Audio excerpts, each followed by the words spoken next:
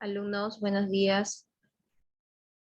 Ya estamos la mayoría de los integrantes del grupo, así que voy a iniciar con la presentación del día de hoy. El día de hoy nos toca hablar acerca de cáncer de pulmón.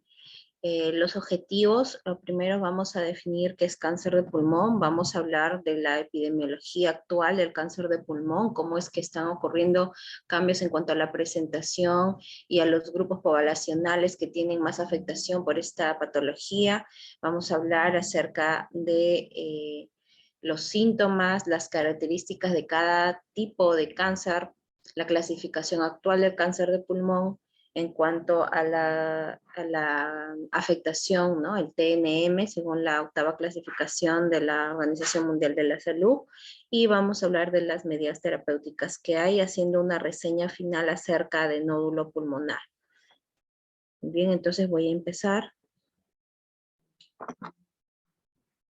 Ya acá tienen todos nuestros objetivos, las características epidemiológicas, factores de riesgo, mecanismos fisiopatológicos, clasificación, cuáles son las características generales que tienen, los tratamientos actuales. Ahora se ha innovado bastante en cuanto a cáncer de pulmón, ya no es solamente hablar de quimioterapia y radioterapia, sino hablamos de objetivos específicos, ¿no? Que son la terapia target, eso quiere decir la terapia dirigida de acuerdo a las características que tienen las células y los factores mutacionales que se hayan reconocido en estas células cancerígenas, que son diferentes, y de acuerdo a estas características se da tratamiento. Luego vamos a hablar acerca del abordaje del nódulo pulmonar y las medidas preventivas que debemos de tener acerca del cáncer de pulmón. Bien, entonces,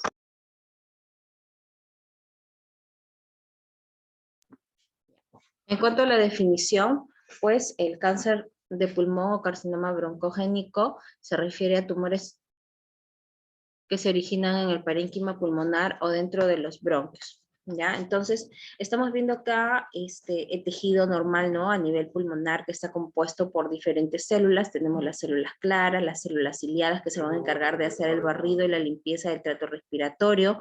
Tenemos las células caliciformes. ¿Sí? Disculpe, buenos días.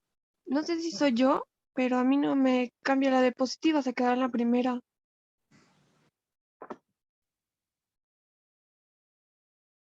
A ver, ¿me Puede- puede dar siguiente?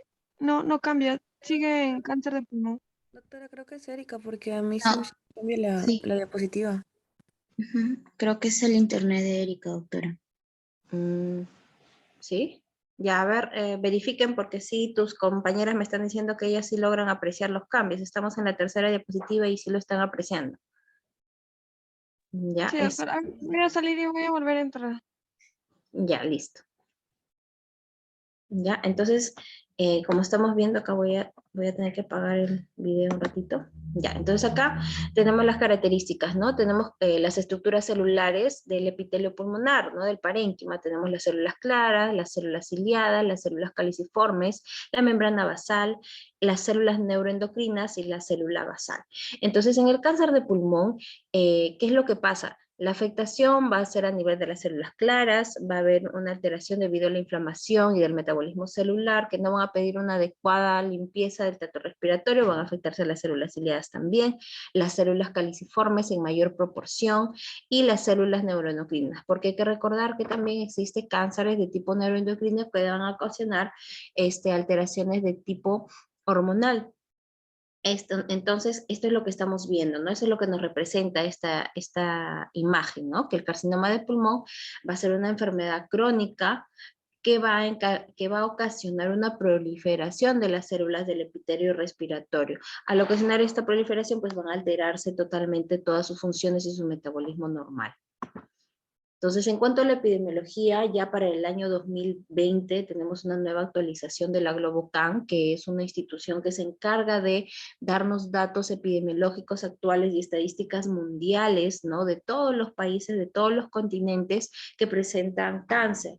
En esta ocasión, para el año 2018, la GloboCan estimó que que se presentaron 2.09 millones de casos nuevos, lo cual representa un 11,6 del total de cáncer a nivel mundial. O sea, estamos viendo que el cáncer de pulmón representa una estadística alta, ¿no? 11,6 no es poco.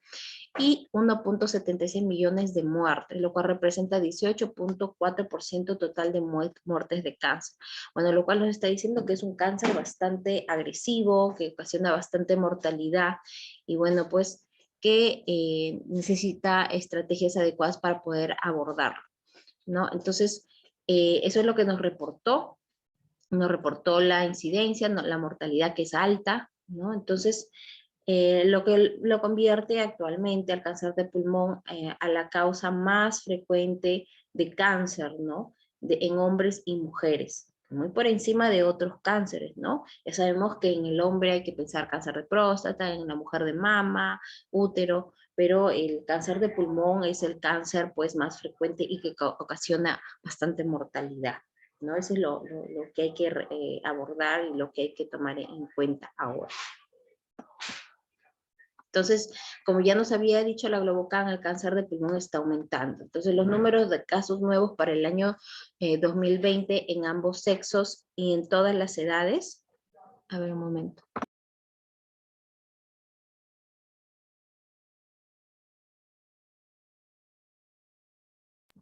¿No? Entonces, tenemos acá el número de casos para el 2020 en ambos sexos y en todas las edades. Estamos viendo acá la distribución, ¿no? Lo que nos había reportado la Globocan.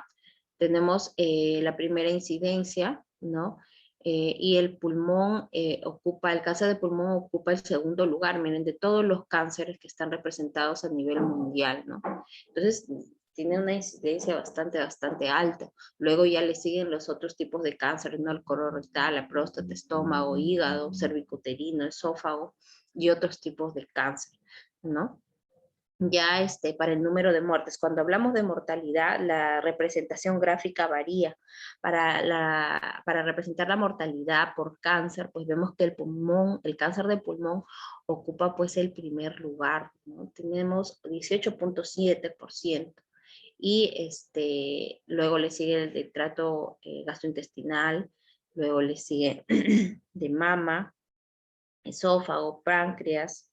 Entonces estamos viendo acá que, si bien es cierto, la incidencia está aumentando, estamos viendo que el cáncer de pulmón sigue siendo hasta el momento el cáncer que ocasiona mayor cantidad de defunciones por cáncer, ¿no? Vemos acá la incidencia igual en ambos sexos, la mayor cantidad de pacientes afectados se encuentra en el continente asiático, ¿no? Eso debido a las características propias de ellos, a las características inmunológicas. Actualmente se está discutiendo bastante eso, y bueno, también al hábito tabáquico, que es bastante elevado allá. También tenemos la mortalidad en ambos sexos, igual en Asia bastante alto, y la prevalencia también se está aumentando, ¿no? La incidencia en cuanto a mujeres y varones, estamos viendo ahí en cuanto a mortalidad e incidencia en varones, ocupa el primer lugar, luego le sigue el cáncer de próstata, y en mortalidad igual el primer lugar de cáncer en varones, seguidos por el cáncer de hígado, ¿no? En mujeres esto es diferente, ¿no? El primer cáncer asociado a mortalidad y a incidencia, en el primer lugar tenemos el cáncer de mama, y en un tercer lugar ya tenemos el cáncer de pulmón. Pero ojo que esto ya cambia en las mujeres, ¿no? En cuanto a mortalidad. En primer lugar tenemos el cáncer de mama, y en segundo lugar tenemos el cáncer de pulmón. Y esto debido a que, porque antes, esto es ¿por qué? Porque antes el varón era el que fumaba más, no se asociaba más a que el varón era el más fumador, y por eso se presentaba mayores casos de cáncer de pulmón en el sexo masculino. Pero ya estos hábitos están cambiando, ¿no? Debido al empoderamiento, pues, y a las características actuales de la mujer. Ahora la mujer tiene un papel bastante importante, ¿no? Y a la vez, pues, el hábito tabáquico también ha cambiado. Hay mujeres que ahora fuman más que antes, ¿no? En cuanto a los cambios significativos en la epidemiología, estamos viendo que la brecha de género ha reducido, pues, ¿no? El número de muertes por cáncer de pulmón en mujeres se calcula que va a superar a las de hombres para el año 2045, y eso debido a los cambios actuales que estamos viviendo. Las mujeres tienden a ser diagnosticadas a una edad más temprana. Eso es lo bueno, ¿no? Que podemos abordar a las mujeres en estadios más tempranos, a diferencia de los varones, que el abordaje ya es en estadios mucho más avanzados. ¿Y eso por qué? Porque las mujeres siempre están haciéndose controles para cáncer de mama, cervicouterino, se hacen estudios un poco más detallados a partir de los 40 años de edad, e incidentalmente pues se encuentran características o lesiones a nivel pulmonar, lo cual amerita pues ya su estudio, ¿no? Eso es lo que hace pues que el abordaje en las mujeres sea más temprano. Las mujeres también han mejorado la supervivencia, como estamos viendo acá en esta curva, ¿no? El eje de axisas de coordenadas, tenemos la edad y cómo es que esto se está afectando, ¿no? De acuerdo a la incidencia poblacional. Estamos viendo que de acuerdo a la edad, ¿no? Conforme avanza la edad, la incidencia pues va también aumentándose. Eso quiere decir que hay una relación directa, ¿no? Entre la edad y la aparición del cáncer de pulmón. Eso quiere decir que los diagnósticos son establecidos a edades más avanzadas. Es por eso que es muy difícil para nosotros como médicos poder hacer diagnósticos tempranos, y eso es lo que se busca, ¿no? Estrategias adecuadas para un diagnóstico temprano del cáncer, ¿no? Y estamos viendo acá que la mediana de edad de diagnóstico es 70 años, ¿no? Ya cuando probablemente el estadio o el avance del cáncer ha repercutido significativamente en el paciente o haya ocasionado metástasis, ¿no? Luego tenemos el porcentaje de casos por estadiaje. Como lo he mencionado, es muy raro que nosotros como médicos podamos encontrar a pacientes con cáncer de pulmón en estadios localizados. Normalmente lo que encontramos es ya a pacientes con estadios avanzados que vienen por sintomatología de disnea o tos, pérdida de peso, no sin fiebre, ¿no? Entonces cuando abordamos a estos pacientes encontramos alteraciones imagenológicas que nos orientan al estudio del cáncer de pulmón, pero como está representado acá en un 57% se encuentran en estadios avanzados ya cuando hay metástasis a distancia. Y la relativa el pronóstico de vida luego del diagnóstico del cáncer de pulmón también va disminuyendo, ¿no? La supervivencia a 5 años va a disminuir de acuerdo a la localización del pulmón. Si está localizado, pues la supervivencia va a ser de 57.4%, a diferencia de cuando hay pues metástasis a distancia, la supervivencia es bastante pobre, ¿no? El paciente ya cuando tiene metástasis a distancia, una vez diagnosticado, puede fallecer en 3 meses o en 2 meses, ¿no? Cuando hay metástasis a distancia. Luego tenemos las tendencias en el total de casos por año en el cáncer de mama y de pulmón. Es una comparación que se ha realizado pues acá en el Perú, ¿no? Donde tenemos los años del 2012, 2018 y 2040, que es lo que se estima, ¿no? Entonces estamos viendo acá que el cáncer de mama es el cáncer más frecuente en incidencia, pero estamos viendo pues que a la vez que el cáncer de mama es el más frecuente, estamos viendo que está aumentando la incidencia del cáncer de pulmón. Entonces esto para el año 2040 pues se estima que va a seguir aumentando, ¿no? Y ya casi va a haber una equiparación, ¿no? Va a ser equiparable la cantidad de población afectada por cáncer de mama y con cáncer de pulmón. Entonces estamos viendo acá que el Perú ocupa el 7º lugar en incidencia y el 2º lugar en mortalidad en cuanto a presentación de cáncer de pulmón, ¿no? En ambos sexos y edades, ¿no? A partir de los 40 años a más, ¿no? Lo cual es preocupante, bastante preocupante. Tenemos acá la etiología de los factores de riesgo. El primer factor de riesgo, pues tenemos el hábito tabáquico. Ya sabemos, el humo de cigarro tiene bastantes partículas que son tóxicas e inflamatorias que van a ocasionar una alteración celular. Tenemos, en segundo lugar, el radón, el gas radón. Tenemos el asbesto. Tenemos la polución y los factores genéticos.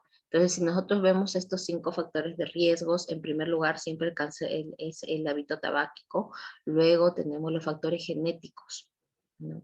¿Por qué? Porque hay características propias del paciente que le van a volver al paciente, pues, que condicionan que él pueda presentar cáncer de pulmón.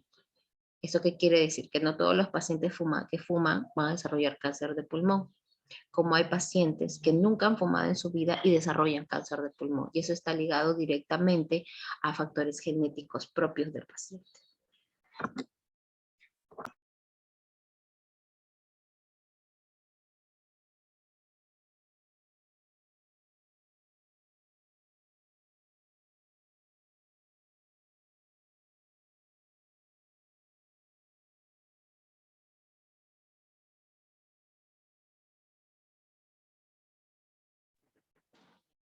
Muy bien, entonces acá en cuanto a etiología y factores de riesgo, ya lo había mencionado, tenemos el hábito tabáquico y estamos viendo acá cómo es que el cigarrillo tiene abundantes partículas, pues que van a ser una más inflamatoria que otra, ¿no?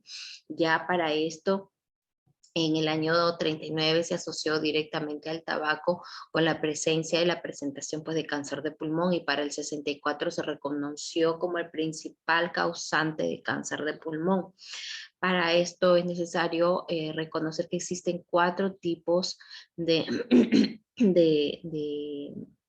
de hábito, ¿no? O sea, 4 formas de fumar. Tenemos de primera mano cuando se inhala directamente la persona que está fumando.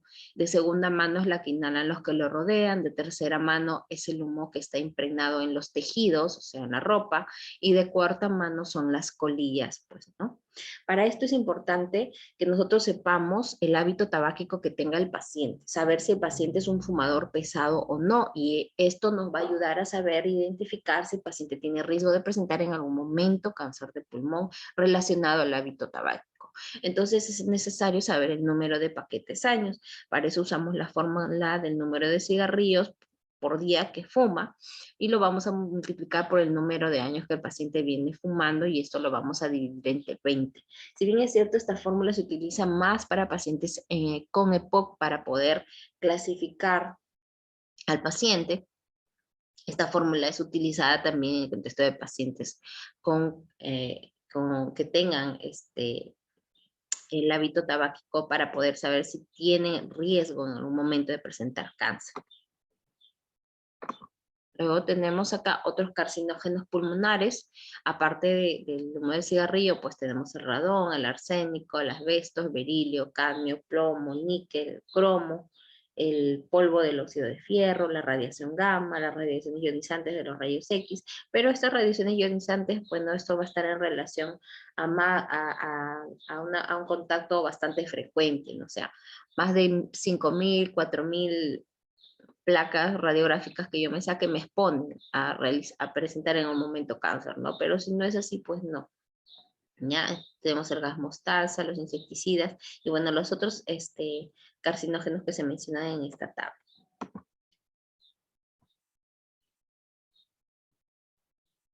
Luego tenemos acá lo que les había mencionado, los factores genéticos, ¿no?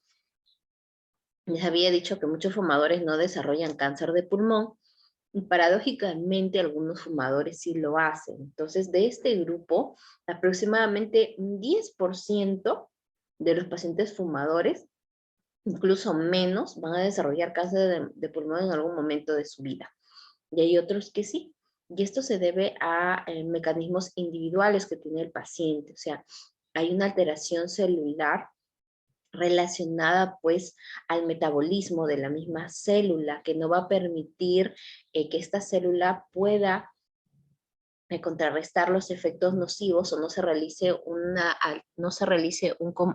actividad adecuada del macrófago, ¿no? El macrófago no va a poder eliminar adecuadamente estas partículas y esto va a hacer que se quede de forma perenne en las células, generando una inflamación, una alteración metabólica y va a hacer de que el sistema inmunológico pues no reconozca estas partículas y se generen alteraciones mutacionales.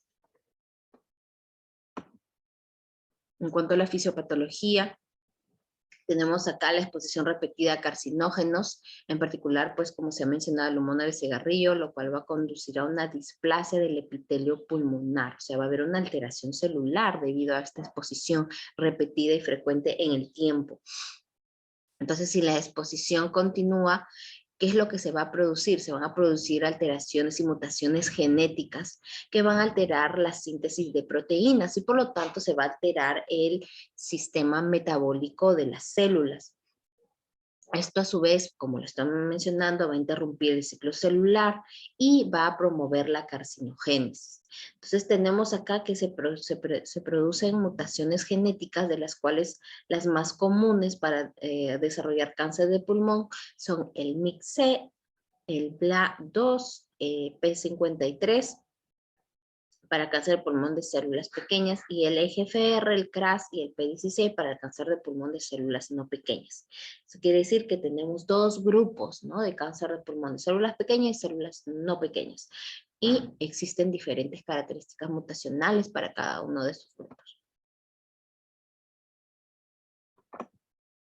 Entonces tenemos acá un pulmón normal, donde hay un funcionamiento celular normal, donde hay hay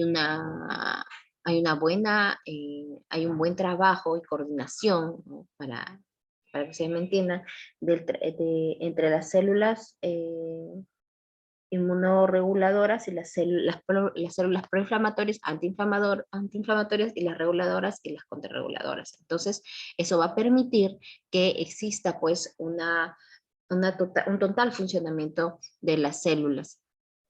Pero, ¿qué pasa? Hay una exposición a algún agente carcinogénico y esto va a alterar el metabolismo celular y va a alterar estas células, va a hacer que la población celular cambie.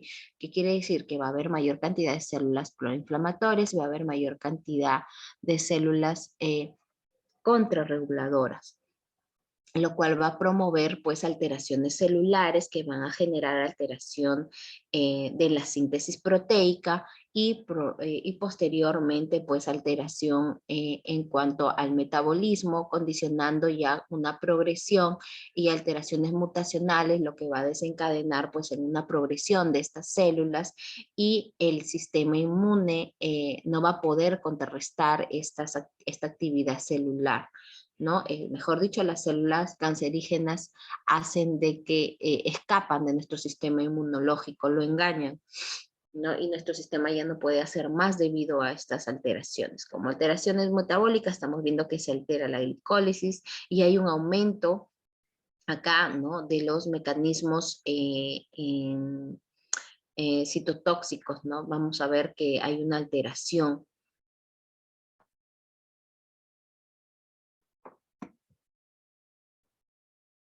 Tenemos acá la clasificación, tenemos dos grupos, tanto cáncer de pulmón de células pequeñas y no pequeñas.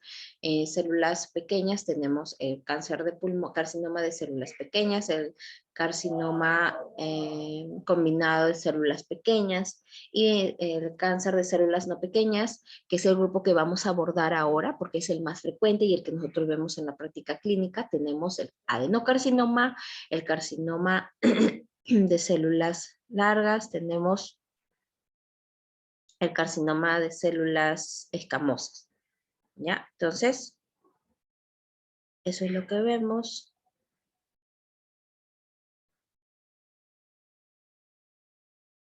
Ahí, un ratito.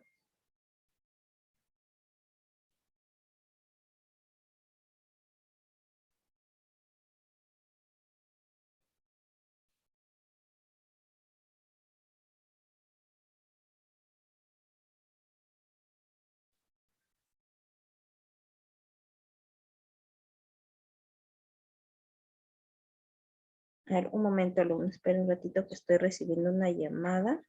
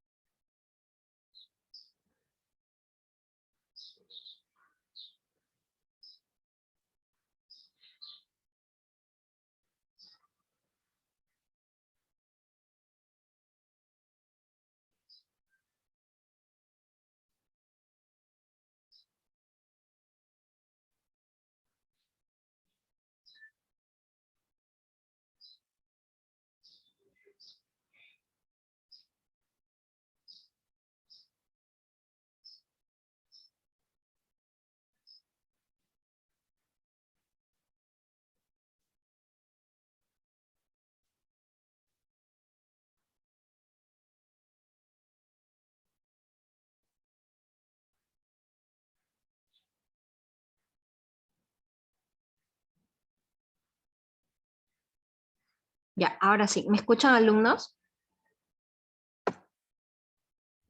Sí, doctora. Sí, se escucha. Ya. Ya. Entonces nos habíamos quedado que hay una clasificación acá del cáncer de pulmón, células pequeñas y no pequeñas, y el grupo que vamos a abordar por la mayor frecuencia que esto se presenta es el grupo de cáncer de células no pequeñas. Ahí tenemos el adenocarcinoma, el carcinoma de células escamosos y el carcinoma de células largas.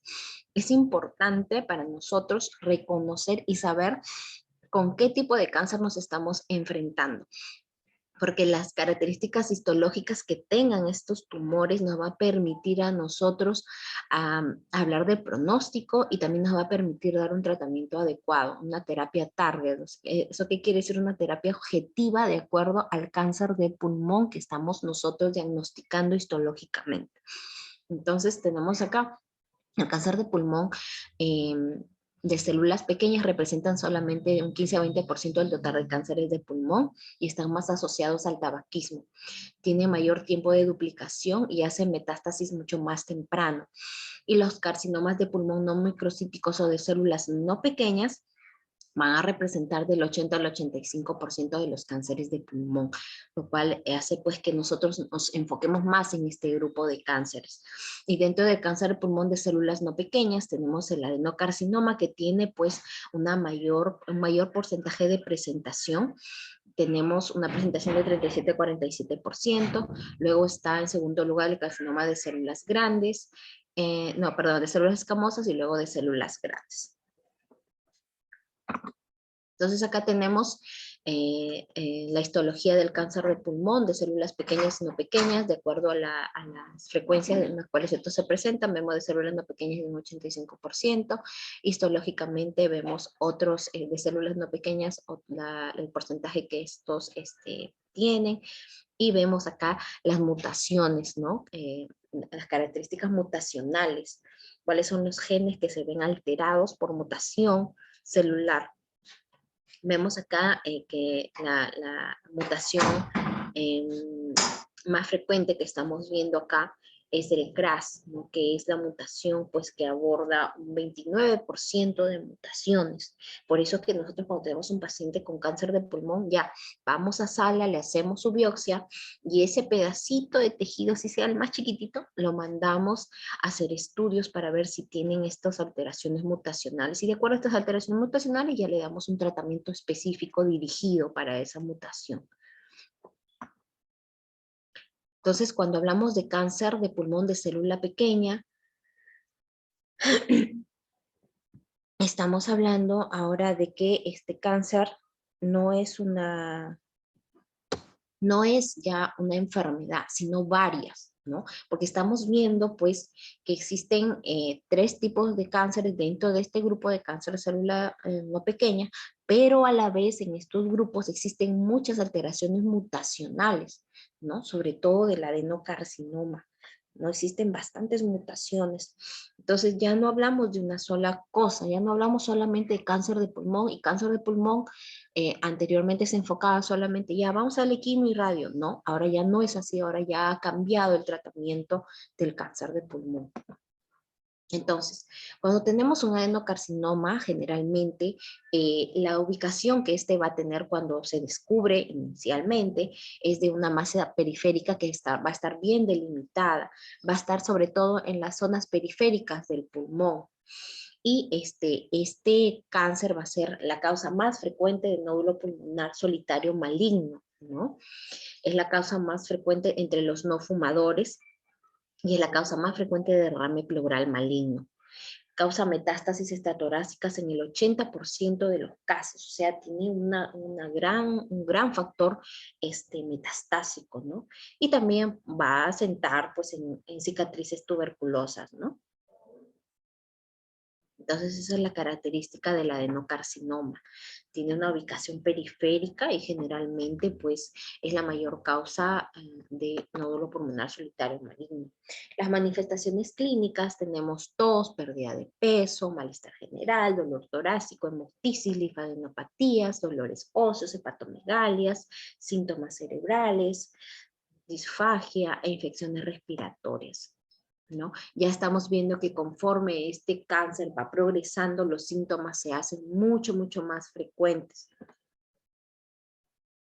En cuanto a los síntomas constitucionales, pues los pacientes van a tener astenia, anorexia, pérdida de peso. Tenemos acá que ver si es que hay manifestaciones locales y manifestaciones por invasión. Entonces, ¿quiénes nos dan manifestaciones locales?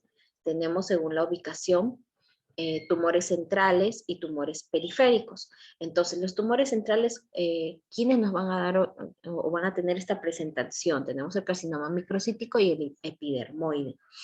Y en tumores periféricos, como ya había mencionado, el adenocarcinoma y el carcinoma de células grandes. Inicialmente ambos se van a comportar como asintomáticos, el paciente no va a tener ninguna molestia, y conforme las lesiones o la masa o el tumor vaya aumentando y vaya afectando los tejidos vecinos, va a presentar tos, hemoptisis, disnea, dolor torácico o derrame pleural. En cuanto a manifestaciones por invasión, tenemos a nivel traqueal, esofágica, va a ocasionar disfagia, puede ocasionar parálisis de los nervios como el nervio laringio recurrente, ocasionando ronquera, del nervio frénico, con elevación de una diafragma más digna, de la cadena simpática, ocasionando el síndrome de Horner, enoftalmos, ptosis, miosis y anhidrosis. Síndrome de Pankos, que es esto se va a dar por afectación de C8, T1, de las cadenas nerviosas, ¿no? De las raíces nerviosas C8, T2 y T1, va a ocasionar dolor en el hombro con irradiación cubital y dolor cérvico torácico más el síndrome de Horner. Eso lo voy a mencionar ahorita cómo es. Y tenemos que van a ocasionar, cuando hay invasión, compresión de la vena cava superior, lo cual va a ocasionar el edema en esclavina, ¿no? Cianosis y circulación colateral. Entonces, tenemos acá lo que habíamos mencionado, ¿no? El adenocarcinoma es más frecuente en mujeres y no fumadoras, va a ocasionar derrame pleural maligno y osteoartritis hipertrófica. El carcinoma microcítico ocasiona síndromes paraneoplásicos, endocrinológicos, como el CIHAT, el síndrome de Cushing, el síndrome de vena cava superior, de Eaton-Lambert y 95% de metástasis al diagnóstico. El carcinoma epidermoide, la mayor tendencia es a cavitarse, se da más frecuentemente en fumadores y ocasiona el síndrome de Pankos, que es lo que estamos viendo en esta imagen, ¿no? Hay un dolor en el hombro con extensión cubital, y vamos a ver en oftalmos, ¿no? El paciente tiene su ojo así medio cerradito, caído, ¿no? Como una tosis. Hay una secreción de la paratormona y, bueno, generalmente tiene un buen pronóstico. Y luego tenemos el cáncer de células grandes, que es el segundo en cavitarse y va a ocasionar ginecomastia. Entonces, cuando ya estos cánceres ocasionan metástasis, la metástasis van a ser a los órganos que están más cercanos. En este caso, tenemos el continente, ¿no? Tenemos el contenido que es el pulmón y puede afectar a su continente, que en este caso sería el tórax, ¿no? El tejido óseo, la metástasis a distancia, el cerebro, la médula, el hígado, la médula suprarrenal. En cuanto al diagnóstico, lo más importante es hacer el diagnóstico histológico. Ya, de nada sirve obtener una muestra cuando esa muestra no es estudiada adecuadamente. O sea, tenemos que tener una biopsia de esa lesión tumoral y hacer diagnóstico molecular. ¿Sí? Molecular para saber cuál es la alteración mutacional.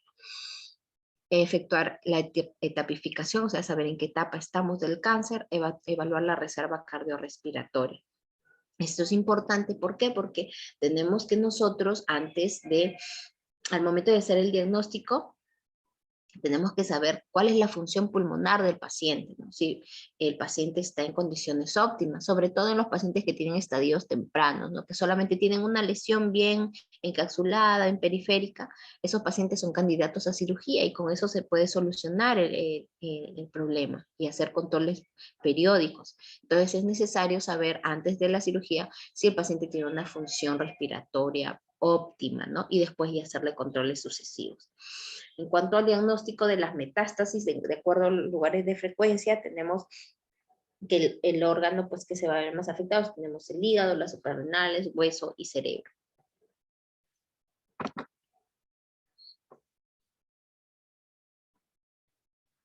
En cuanto al abordaje, tenemos acá lo inicial, ¿no? El estudio inicial que nosotros realizamos en estos pacientes, la radiografía de tórax, que tiene una buena especificidad, no tanta sensibilidad, pero nos ayuda a poder identificar estas lesiones tumorales. Luego tenemos que hacer una tomografía axial computarizada, ¿no? Que tenga una alta resolución para evaluar pues el tumor, sobre todo si es que es inicial, pues solamente valorar el T, ¿no? Hay que valorar si es que hay nódulos, hay que valorar si es que hay derrame o compromiso pleural, y si es que hay compromiso mediastinal. En este caso, para la estadificación de mediastino, la tomografía tiene un rendimiento de 75 a 80%, con un 20% de falsos negativos. ¿Qué quiere decir? Que, bueno, la tomografía de tórax es importante, ¿sí? Pero no nos va a ayudar mucho en cuanto a poder estadificar el mediastino. Y es importante para nosotros hacer la estadificación de mediastino, o sea, el N, ¿no? Ver si es que hay ganglios afectados, ¿no? Entonces, si es que ya hay ganglios afectados, pues el pronóstico cambia en el paciente. Entonces, para poder ver adecuadamente estas lesiones mediastinales, nosotros nos vamos a valer de otro estudio, que es el PET, es la tomografía por emisión de positrones. Este estudio es importantísimo. ¿Y en qué consiste? Pues en la administración de una sustancia que es la fluorodeoxiglicosa 18, que se administra vía endovenosa al paciente. Y bueno, estas células tumorales tienen un metabolismo alto, ya lo hemos visto, ¿no? Van a tener afinidad por esta sustancia que se inyecta al paciente. Entonces, al haber afinidad, pues, cuando nosotros vemos el PET, vamos a ver un montón de lesiones radiadas, como soles dentro del tórax, ¿no? Pequeños soles. Entonces, eso quiere decir que es un PET positivo, ¿no? Que ha habido una positividad para la prueba, que ha habido bastante afinidad de la sustancia administrada por estas células que probablemente sean tumorales. Tiene una sensibilidad del 90%, una especificidad del 81%, un valor predictivo negativo del 95% y un valor predictivo positivo del 85%. Esto también es importante mencionarlo porque el PET no va a ser positivo solamente en el contexto de cáncer de pulmón. Recordar que el PET, pues, esta sustancia va a captar a células que tengan harto metabolismo, bastante metabolismo. Y por lo tanto, hay lesiones que pueden ser infecciosas. Por ejemplo, una tuberculosis que capte esta sustancia que se administra al paciente y vamos a ver que pues tiene bastante captación, ¿no? Y eso no quiere decir que tenga cáncer, sino pues que es una lesión infecciosa activa, ¿no? Entonces, por eso que el PET tiene un valor predictivo positivo del 85%, ¿ya? Requiere confirmación histológica. Entonces ya tenemos un PET positivo, sospechoso, cuando vemos un nódulo, una masa, hay que hacerle confirmación por histología. Luego, tenemos la broncoscopía, ya es un estudio mucho más invasivo, en el cual nosotros al no poder tomar una biopsia, pues, de forma percutánea, podemos hacer una broncoscopía, ingresamos a la vía aérea, y tomamos una muestra de la zona donde se encuentra la lesión. Ya después de esto, si contáramos con el EBUS, que es la ecografía, la broncoscopía guiada por ecografía, ¿no? Esto nos va a permitir poder tomar muestras en lesiones que están mucho, muy periféricas, sino con las cuales no podemos llegar con el broncoscopio, ¿no? Entonces el EBUS también nos ayuda mucho para tomar la muestra y para hacer un estadiaje correcto. Ya en el caso de que hubieran estas lesiones o afectación de cadenas ganglionares en el mediastino que hayan sido identificadas, tanto en tomografía como en el PET, el paciente tendría que ir a mediastinoscopía. ¿Qué quiere decir? Se abre el tórax, esto ya lo hace el cirujano de tórax, se abre el tórax y se identifican y se tendría que resecar esas cadenas ganglionares. En cuanto al diagnóstico, también tenemos que tomar en cuenta que se tiene que hacer un análisis de laboratorio completo, donde que cuente con hemograma, urea creatinina, función hepática, con dosaje de electrolitos, perdón. Tenemos que tener un análisis imagenológico donde veamos una radiografía de tórax, ver si es que hay presencia de nódulos o ensanchamiento iliar, ¿no? Bueno, acá mencionan un signo que es la S de Golden, que es una lesión, pues, en la cual vamos a ver un nódulo, que es un nódulo parailiar, que va a ocasionar un desplazamiento de la cisura, ¿no? Lo va a bombar y va a formar esta imagen. Luego tenemos la tomografía. Si tenemos, ya lo he mencionado, afectación o adenopatías en la tomografía que vemos que son sospechosas, el paciente tiene que ir a mediastinoscopía para valorar estas lesiones. En cuanto al análisis histopatológico, nosotros realizamos biopsias. Si nosotros podemos acceder a una lesión tumoral con aguja, o sea, se puede hacer de forma percutánea, se pincha, se pone al paciente lidocaína y se toma la muestra de esa lesión, ¿no? Pero cuando es altamente sospechoso y la biopsia, el análisis de esta primera biopsia percutánea nos sale negativo, pues tendríamos que recurrir a otros procedimientos. El método de biopsia, bueno, tenemos ahí ya avanzar con otros procedimientos como el EBUS o la biopsia con aguja fina guiada por tomografía, cuando el tumor sea muy periférico. Y cuando es muy central, EBUS. Eso recordarlo. Cuando el tumor es central, de preferencia realizamos el EBUS, que es la broncoscopía guiada por el ultrasonido. Y cuando es muy periférico, podemos valernos de la biopsia por aguja fina guiada con tomografía. Entonces tenemos acá que realizar estudios completos, bioquímicos, imagenológicos, hacer un estudio directo de la lesión, eso quiere decir histología, hacer inmunohistoquímica para saber si es que hay alteraciones mutacionales y dar un tratamiento adecuado.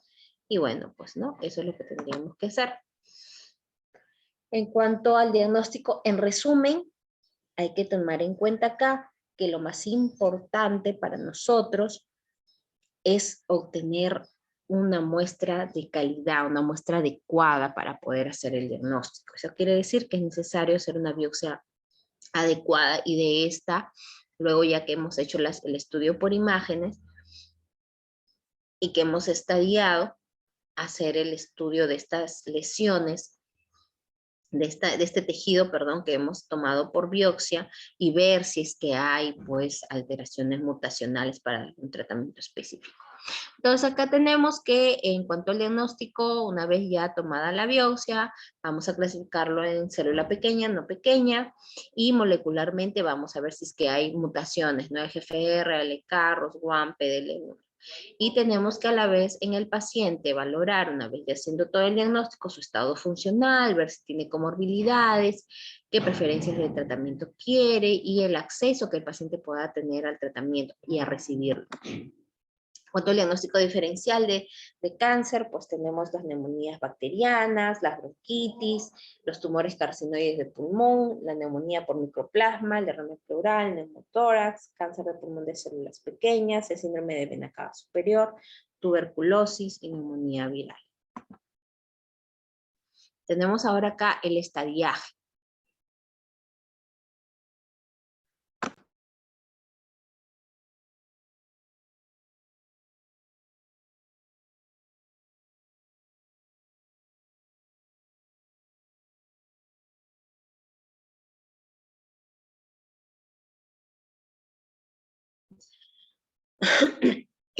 Ay, perdón. Ya, entonces tenemos acá el estadiaje. Este es el estadiaje que está propuesto ya desde el 2015. Tenemos la octava clasificación de TNM para cáncer de pulmón, donde tenemos que valorar el T, que es el tumor primario, N, los ganglios regionales, y M, la metástasis. Entonces tenemos que hacer la clasificación desde TX hasta T4, ¿no? Si nosotros vemos acá TX, es nada, que es el carcinoma in situ, hasta T0 y hasta T0. Luego en T1 ya vemos que hay características no todavía de invasión, pero lo que tenemos que ver es que acá el tumor ya tiene un aumento de su tamaño, ¿no? De menos de 1 centímetro va aumentando hasta más de 2 centímetros en cuanto a su dimensión. En el T2 ya lo que vamos a ver es que hay un mayor tamaño de la lesión tumoral, ¿sí? Y va a haber una invasión del bronquio, de la carina, ¿no? Y en T4 también vamos a ver que el tumor ya es mucho más grande. T3 es de 5 a 7 centímetros, de 5 pero menor de 7 centímetros, y T4 es mayor a 7 centímetros, entonces con invasión de estructuras vecinas, ¿no? En T4, T3 vemos que hay una invasión acá de la pared torácica, la pleura, nervio ferénico, el pericardio. Y en el T4 vemos que hay una afectación ya de estructuras más lejanas, ¿no? El diafragma, el mediastino, grandes vasos, la tráquea, nervio laringio recurrente, el esófago, la carina, ¿no? Entonces recordar carina, T4. En N de ganglios, bueno, tenemos acá desde NX hasta N3, tenemos que valorar acá NX, N0, no hay metástasis, N1, hay afectación de ganglios peribronquiales, N2, cuando hay metástasis en ganglios mediastínicos del mismo lugar, o sea, de la misma zona, y N3 hay metástasis de ganglios mediastínicos contralaterales. Quiere decir que se afecta el otro pulmón también, ¿no? Luego tenemos acá las categorías y las descripciones, ¿no? Del M. M0 no hay metástasis, y del M1 pues metástasis distantes, que ahí podemos clasificar M1A, 1B, 1C, ¿no? Y la más pues letal, pues la metástasis torácicas múltiples. Entonces, ¿por qué es importante saber ese TNM? TNM es importante saberlo porque eso nos va a permitir hacer el estadio clínico del paciente, ¿no? Entonces, de acuerdo a cómo está afectado el paciente, yo voy a estadiarlo, voy a saber en qué estadio está. Y con eso vamos a hacer un pronóstico, ¿no? El paciente si tiene chance de mejorar o un pronóstico de vida, ¿no? Cuánto tiempo el paciente puede vivir de acuerdo al TNM. Entonces acá tenemos este estadiaje, ¿no? Si tenemos que hay un T, a ver, el más suavecito, acá. Si nosotros tenemos un estadio 1A2, el paciente pues solamente tiene un tumor primario, pero no hay afectación de ganglios, no hay metástasis. Por lo tanto, el paciente es candidato a cirugía. Todos los que son de estadio clínico 1, 1A, 1B, son candidatos a cirugía. Inclusive el 2A son candidatos a cirugía, ¿sí? Hasta el 2A. ¿Sí? Pero cuando estamos acá en el estadio 2B, ya vemos que hay afectación a nivel de los ganglios. Ya tenemos que hay un T1 y hay N1. Quiere decir que hay afectación a nivel ganglionar. Por lo tanto, ya las medidas serían diferentes con este tipo de pacientes. Tenemos el estadio 3A, 3B, el 3C, el 4A y el 4B, que lamentablemente ya son pacientes que tienen un pronóstico muy, muy malo, la sobrevida muy corta. Esta es la clasificación que estaba mencionando, ¿no? Tenemos el estadio 0, el 1A, el 1B, el 2A y el 2B. Solamente ahí está el tumorcito, ¿no? El nódulo. Por lo tanto, el paciente es candidato a cirugía. No vemos que hay afectación ganglionar, nada. El paciente está tranquilo, es candidato a cirugía, acá como estamos mencionando, ¿no? El estadio 3A, pues ya vemos que hay afectación de ganglios, ¿no? Vemos acá ya, miren la tráquea, hay unos bolitos verdes, acá identificados, hay ganglios paraesofágicos, pretraquiales, por lo tanto la terapia ya sería diferente. Y acá pues el estadio más avanzado y el de peor pronóstico, ¿no? El estadio 4, 4A y 4B. Estamos viendo en estas imágenes que ya en el estadio 4 podemos encontrar derrame pleural, podemos encontrar múltiples nódulos, afectación en el pericardio, y metástasis a gran distancia, ¿no? A nivel cerebral, a nivel hepático, a nivel óseo y a nivel adrenal. Entonces estos pacientes ya tienen muy, muy mal pronóstico, como estamos viendo en esta imagen, que la supervivencia 5 años en el 4B es del 0%.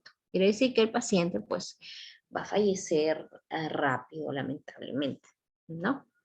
Sobrevida solamente de meses. Ahora los criterios de irresecabilidad. ¿Cuándo es irresecable? Cuando hay metástasis a distancia, ¿cierto? Cuando hay metástasis a distancia ya ese tumor no puede ser resecado. ¿Por qué? Porque hay afectación en otros órganos. Ya de nada sirve sacar un tumor si vemos que hay afectación en otros órganos también. Irresecabilidad cuando hay afectación del nervio frénico, cuando hay invasión de la carina, invasión traqueal, invasión del nervio recurrente, derrame pleural maligno, síndrome de vena cava superior, cáncer microcítico. Eso es irresecabilidad, ¿no? Ya no es resecable. El tratamiento, como he mencionado, de acuerdo a los estadios clínicos, en la etapa 1, cirugía, solo cirugía. Se puede hacer lobectomía o más linfadenectomía mediastínica, ¿no? ¿Por qué? Porque vemos que, si bien es cierto, no hay afectación de ganglios mediastinales, hacer como medida de salvataje retirar estos ganglios linfáticos para evitar pues que estas células vuelvan a presentarse, ¿no? Se hace la cirugía y se saca todo eso. En la etapa 2 también se puede considerar tratamiento quirúrgico más terapia adyuvante. Terapia adyuvante quiere decir quimioterapia o radioterapia.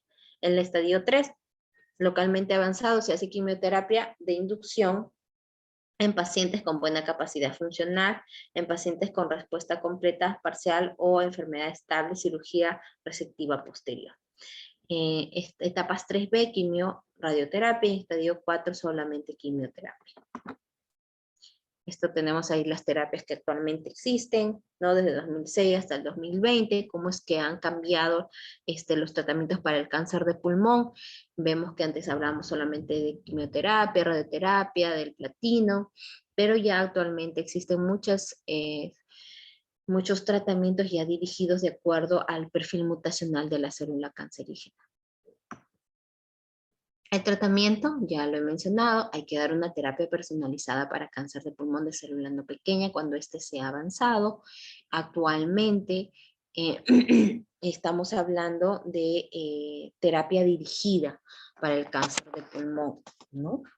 Entonces acá esa terapia dirigida vemos que ha cambiado y ha evolucionado con el transcurso de los años, ¿no? En los años 70 se hablaba solamente de quimioterapia, porque solamente hacíamos estudio histológico del cáncer, ¿no? O sea, solamente hacíamos el estudio y nada más le damos quimio, radio o cirugía, ¿no? Pero ya actualmente, y a partir del año 2000, se están considerando los estudios moleculares de las células cancerígenas para ver el perfil mutacional y de acuerdo a eso darle tratamiento, ¿no? O sea, si es que hay mutaciones EGFR, ALK, ROS1, BRAF, darle una terapia dirigida. Y luego tenemos los inhibidores checkpoint. ¿Qué son los inhibidores checkpoint? Ya hemos visto dentro de la fisiopatología que las células cancerígenas empiezan a crecer, a crecer, a crecer, a crecer, y engañan a nuestro sistema inmune, escapan de nuestro sistema inmune, de tal forma que nuestro sistema inmune está pasando por las células cancerígenas y simplemente no la reconoce, ¿no? Los engañan. Entonces, estos checkpoints, esta terapia está enfocada en poder estimular el sistema inmunológico para que nuestro sistema reconozca estas células cancerígenas y las destruya. En eso consiste pues la terapia con estos inhibidores checkpoint, ¿no? Y bueno, tenemos acá la terapia dirigida, ¿no? De acuerdo al perfil mutacional encontrado, ¿no?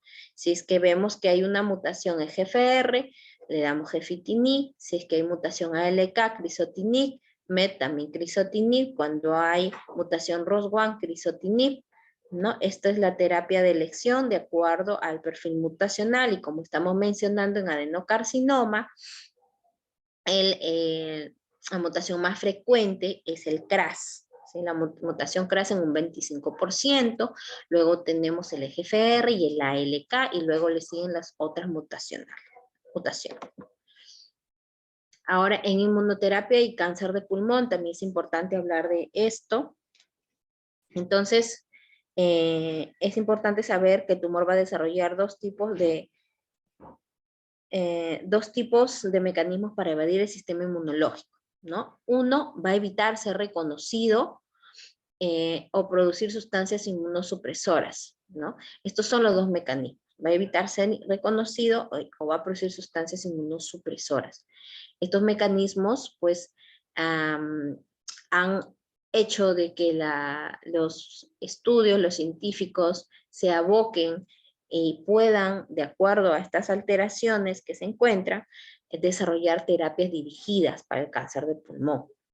Dentro de ellos, la inmunoterapia, ¿no? Que es el contexto actualmente bastante usado, y hace referencia a una serie de tratamientos que utilizan el sistema inmunológico del mismo paciente para tratar diferentes tipos de enfermedades. ¿Qué es lo que va a hacer esta inmunoterapia? Va a actuar estimulando el sistema inmunológico del paciente para que éste sea capaz de reconocer las células cancerígenas y destruirlas, a diferencia de los demás tratamientos disponibles que actúan directamente sobre las células del tumor.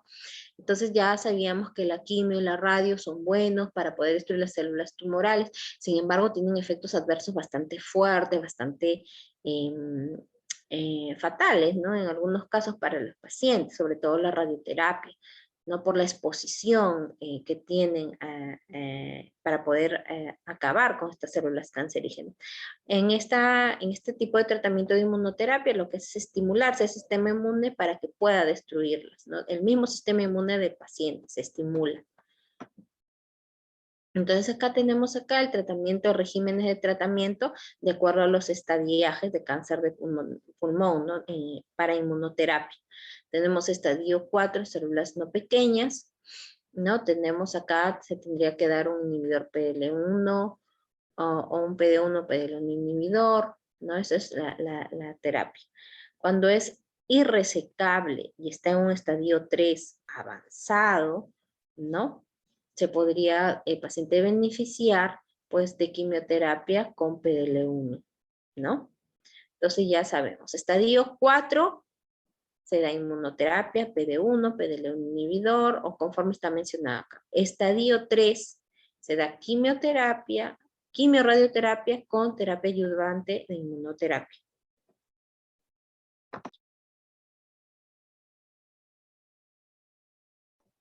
¿Ya? Y luego tenemos en el estadio 1, 2 y 3, ¿qué es lo que se va a dar? Terapia neoadyuvante, un PD1, PDL1, con cirugía, si es que el paciente lo necesitara, en el estadio 1, cirugía, y ver, ¿no?, las características que tenga el paciente. Ahora vamos a hablar del nódulo pulmonar solitario. Tenemos las características de este nódulo, son opacidades radiológicas únicas, redondeadas, circunscritas, de diámetro de hasta 3 centímetros y van a estar rodeadas por un parénquima pulmonar aireado y no asociada a telectasia, linfadomegalia o derrame pleural. Esa es la definición de nódulo pulmonar solitario, ¿no?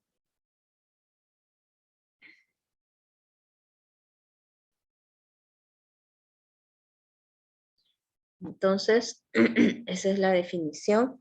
Puede ser un hallazgo en la radiografía, en la tomografía, y este hallazgo de nódulo pulmonar solitario generalmente es un hallazgo incidental, y quiere decir que el paciente va por otras causas, incidentalmente le hacen la radiografía y encuentran esta lesión, ¿no? La mayor parte de los casos, en más de un 50% de ellos, es diagnosticado de forma incidental.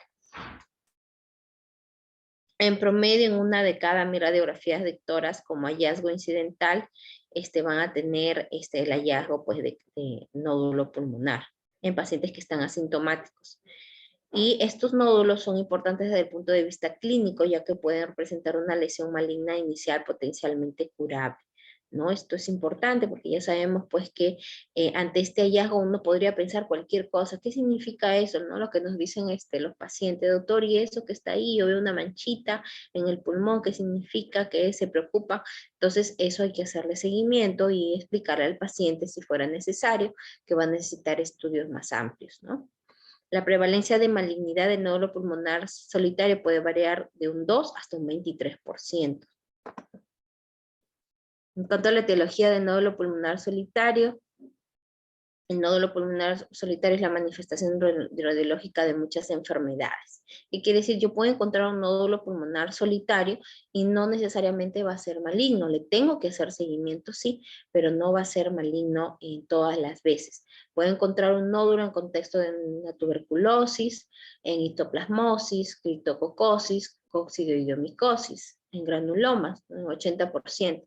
Y las patologías malignas en las cuales voy a encontrar un nódulo pulmonar solitario, el adenocarcinoma, ¿no? Que es el más frecuente encontrar. Luego tenemos patologías benignas, los amartomas, nódulos falsos, neumonías y otras infecciones como estamos viendo, ¿no? Y la presencia de un nódulo pulmonar solitario también en el contexto de una metástasis, sobre todo de mama, cabeza y cuello, melanoma, colon, riñón y sarcomas. La prevalencia de malignidad va a aumentar en pacientes que tengan neoplasias previas. ¿Cómo es el abordaje en nódulo pulmonar solitario? Pues tenemos que tomar en cuenta acá que a mayor edad, mayor riesgo de malignidad cuando hay el hallazgo de un nódulo pulmonar. En el sexo femenino también es más relacionada a malignidad, porque ya sabemos que las mujeres tienen factor de riesgo el cáncer de mama, ¿no? Si hay una afectación de mama, puede haber un nódulo relacionado a metástasis que venga de la mama, el antecedente de cáncer, tabaquismo, historia familiar de cáncer, exposición a radiación, sílice, amianto, yin, berilio, cromo, arsénico, níquel, cadmio y radón. Luego tenemos también que valorar el riesgo de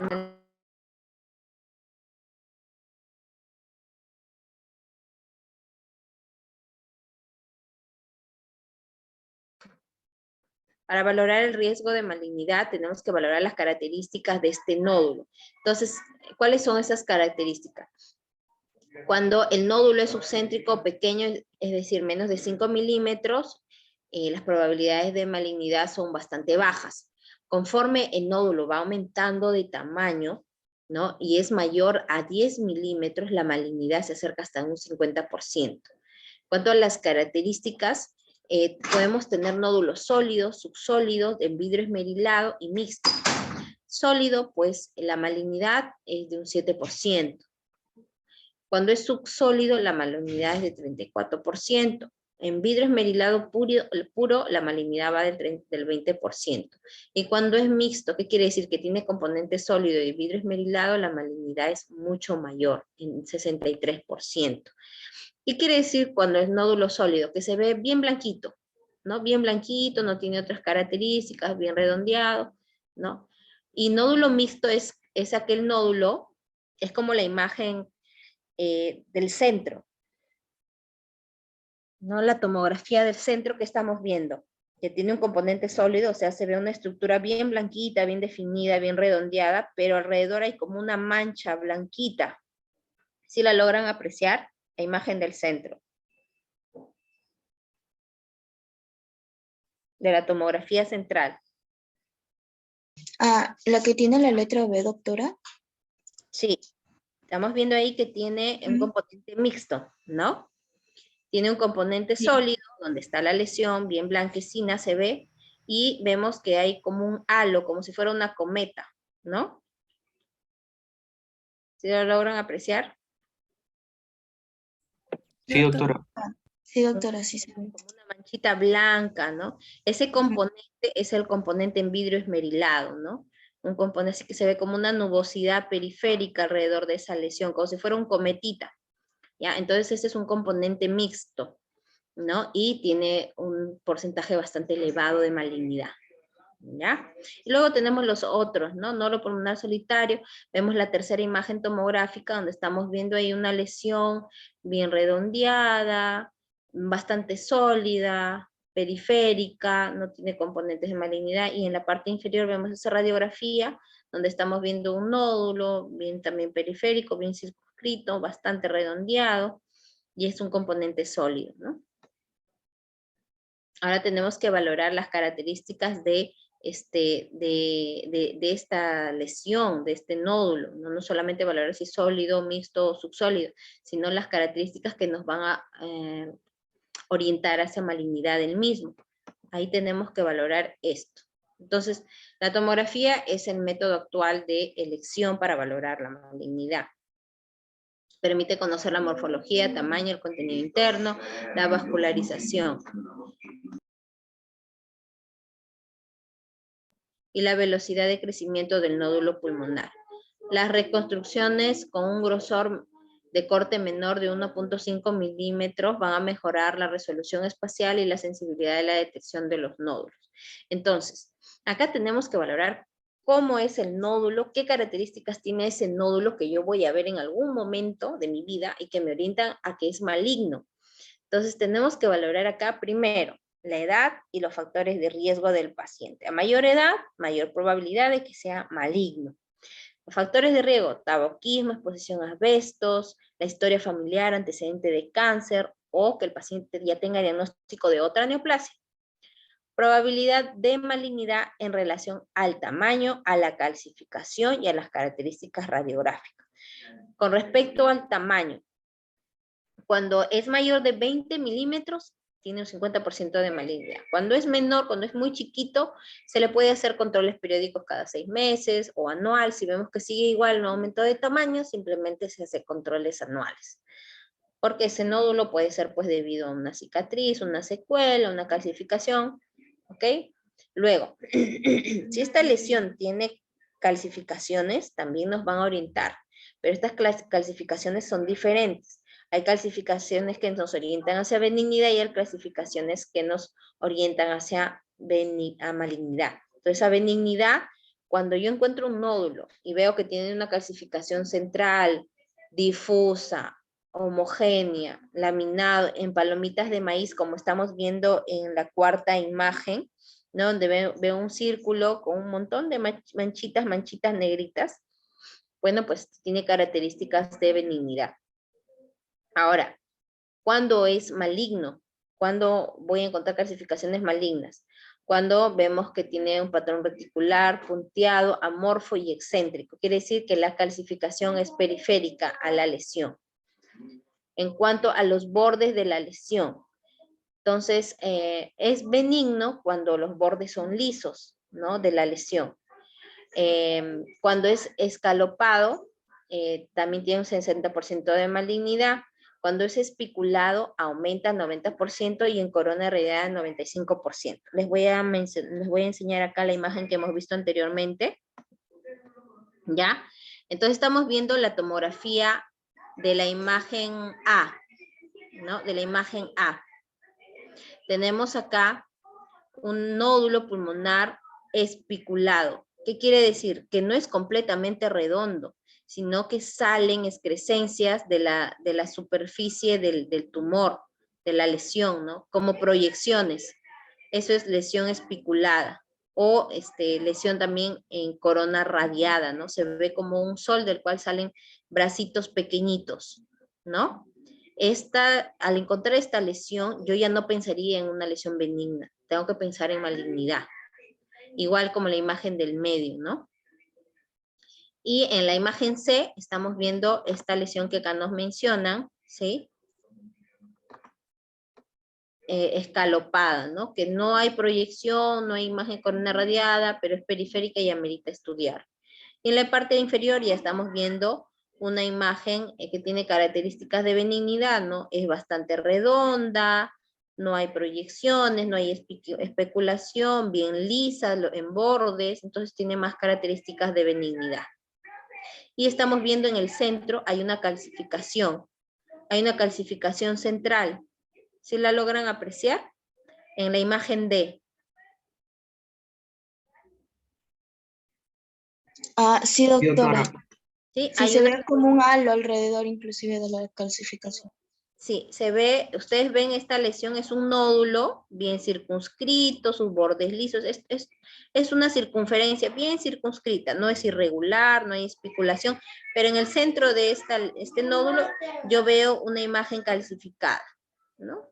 Entonces eso también es característico de benignidad, a diferencia de las otras que son bastante feitas, bastante irregulares, con proyecciones, ¿no?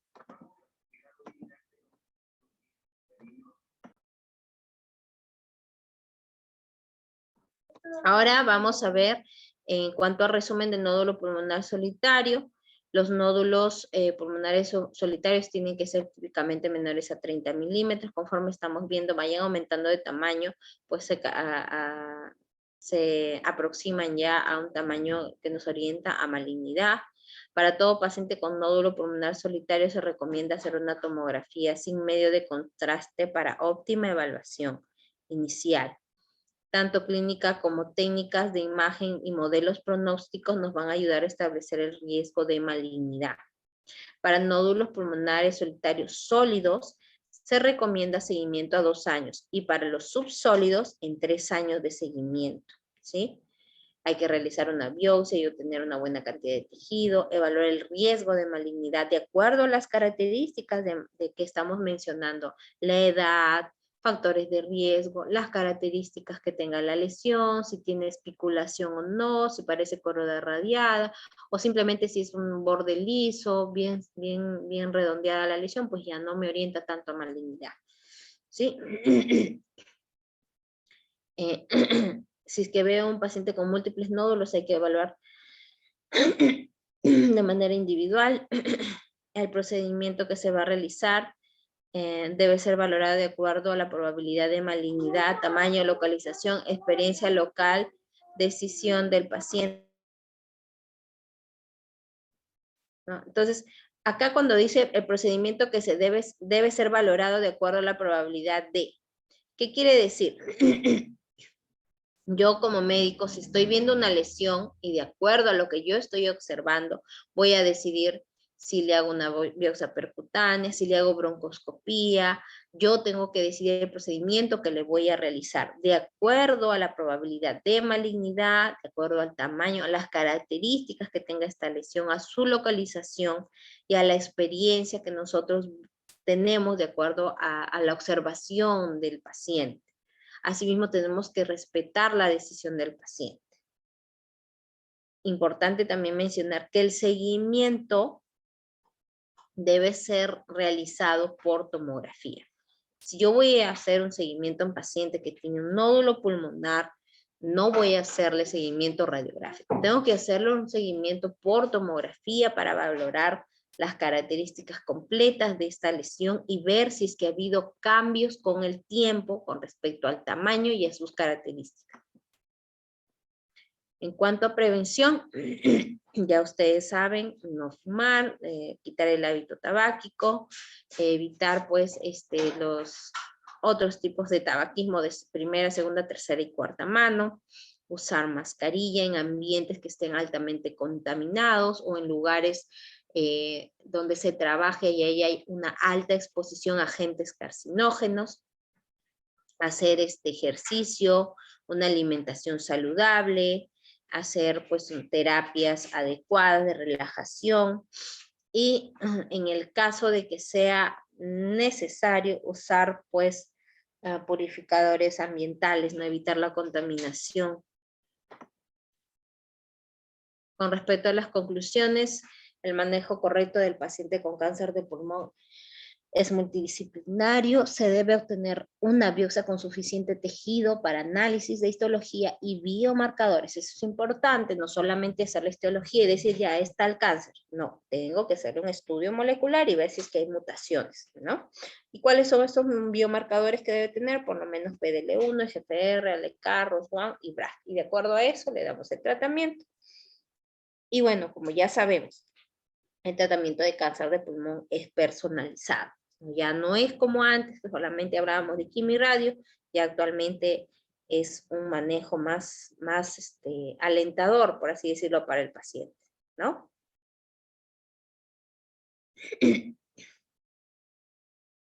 Bien, ¿hay alguna pregunta que tenga?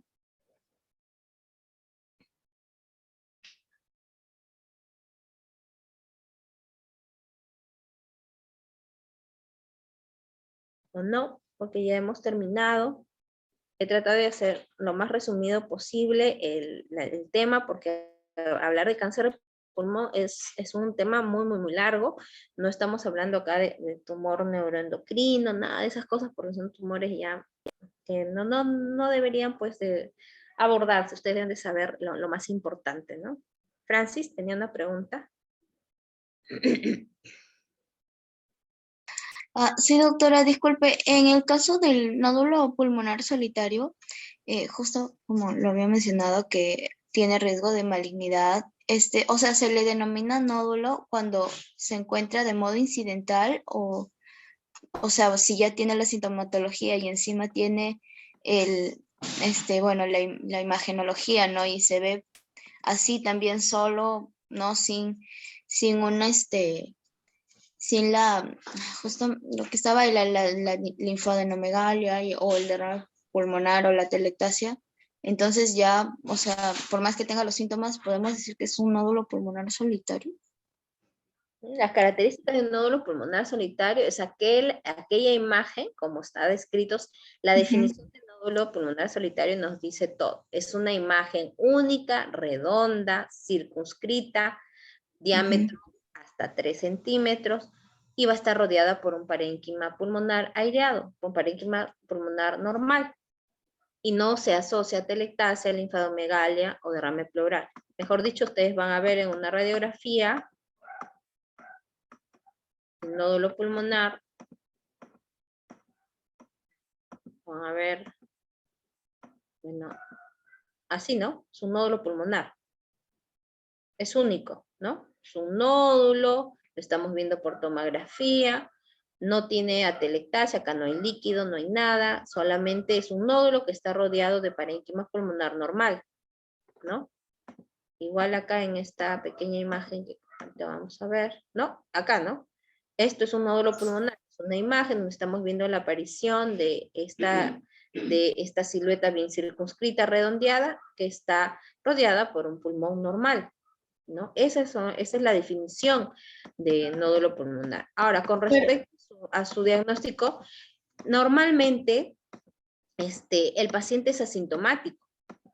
Es asintomático. El paciente, para hacer diagnóstico de cáncer, no va por una sintomatología florida, ¿no? El hallazgo, como está manifestado acá, es realizado porque al paciente se le hace rastreo o estudio de otros tipos de lesiones o otras patologías, e incidentalmente se descubre el nódulo pulmonar.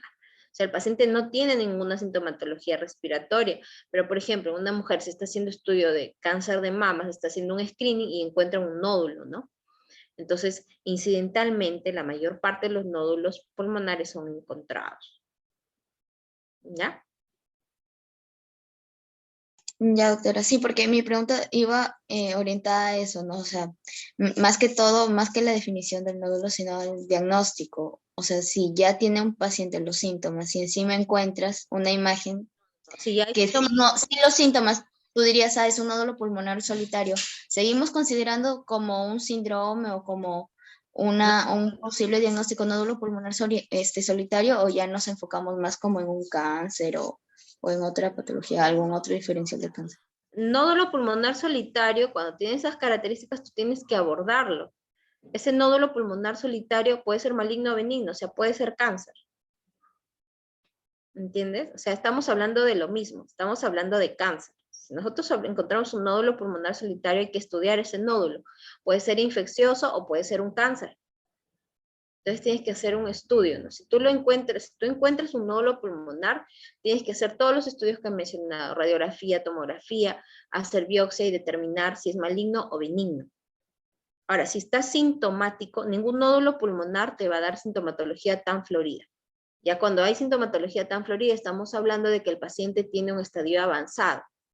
Y en ese paciente hay que hacer otra categorización. Hay que hacer estadiaje, hay que hacer múltiples evaluaciones. Como tal, el nódulo pulmonar solitario hallado en una primera atención no va a presentar sintomatología. Ya, doctora, muchas gracias. María nos tenía una Doctora, sí, pregunta. yo tenía una duda. Doctora, en un cuadro que nos mostró de los criterios de irregularabilidad, abajito mencionan algunos asterísticos, los tres primeros asteriscos, que sí se puede plantear ocasiones de irregularabilidad. ¿Solo serían esos tres? No. ¿Qué es lo que pasa? Cuando hay afectación del nervio frénico, o sea, tú tienes, ¿qué función cumple el nervio frénico?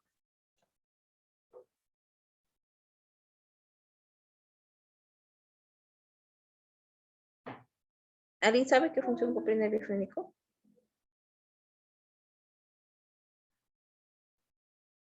María.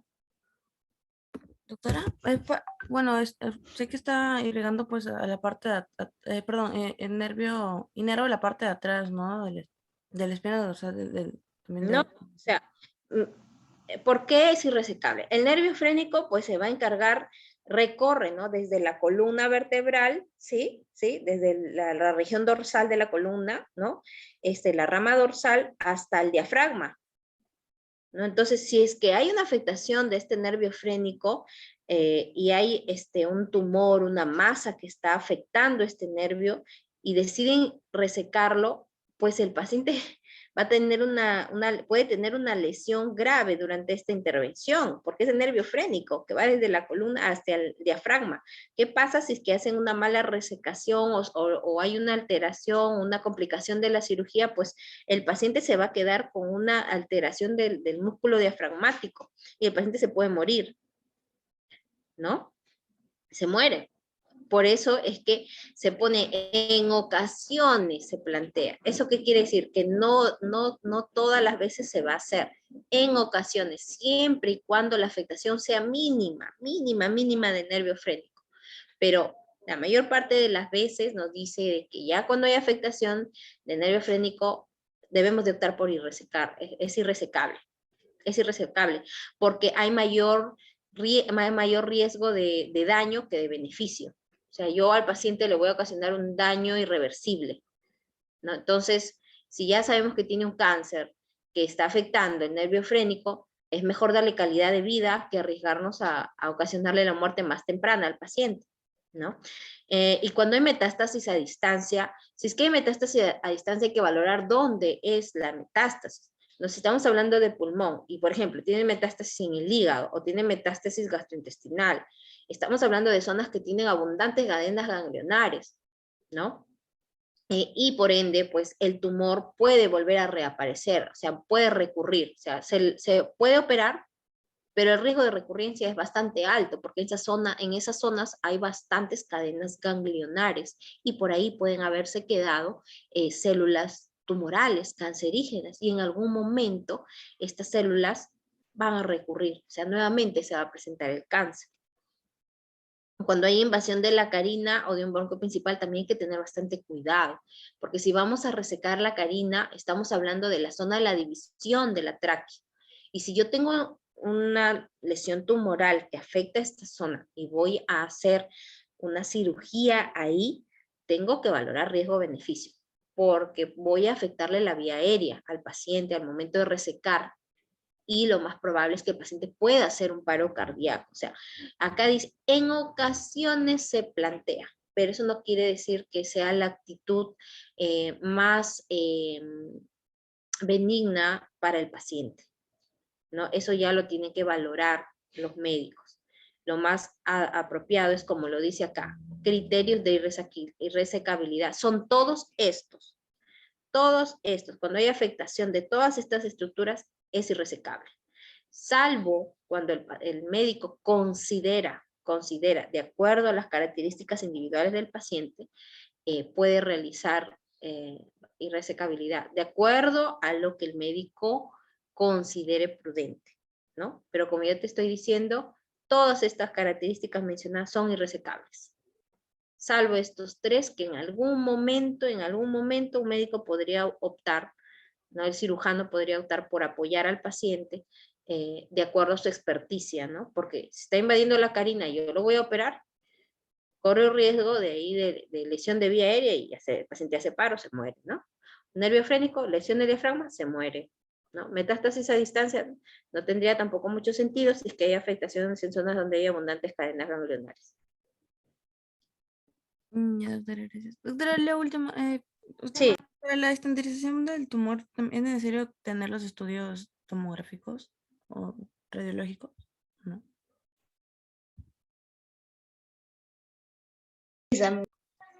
Ya, a ver.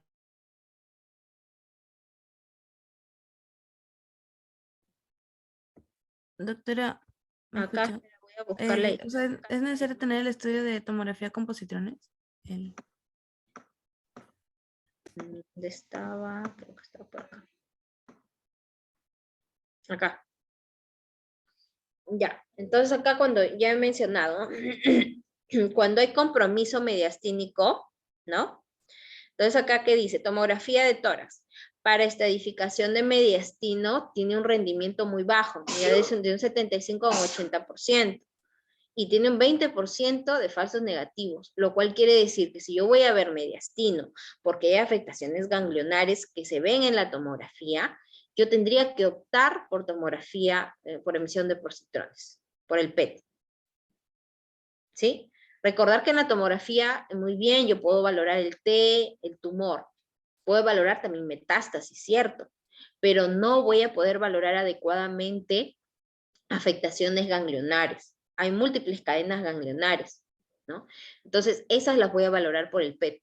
En el PET voy a ver qué estructuras ganglionares están afectadas, ¿no? Entonces, tiene mayor rendimiento, tiene mayor valor predictivo positivo, tiene mayor especificidad y sensibilidad. Entonces, el PET nos ayuda bastante a nosotros, bastante, ¿no? Bastante para poder hacer un estadiaje correcto y adecuado.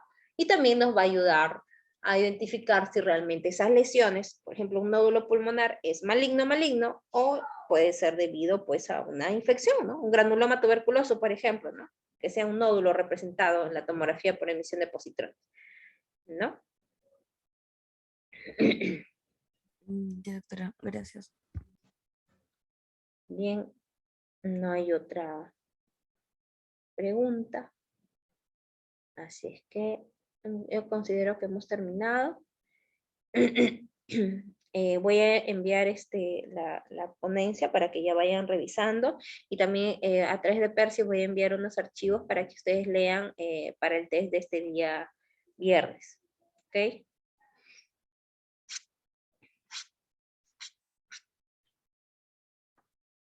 Bien, eso sería todo, alumnos.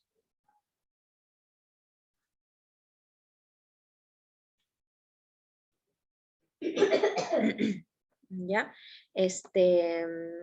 con mi grupo nos vemos a las 10 para el desarrollo del caso, ¿sí? A las 10, ¿verdad, doctora? Sí, Ya. ya yo les envío el link.